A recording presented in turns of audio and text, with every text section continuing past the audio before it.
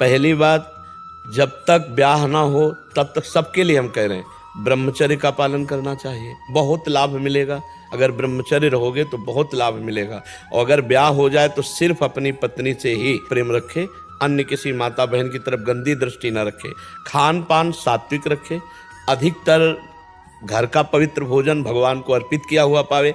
कोई व्यसन न करे, किसी भी तरह का नशा न करे, मांस आदि ये सब अभक्ष्य भोजन न करे। ऐसे लोगों का संग न करे जो गंदी सलाह हमारे दिमाग में डालते हैं। मोबाइल आदि से कोई गंदी बातें न देखे। इतना करते हुए नाम जप कर ले, राधा राधा राधा राधा।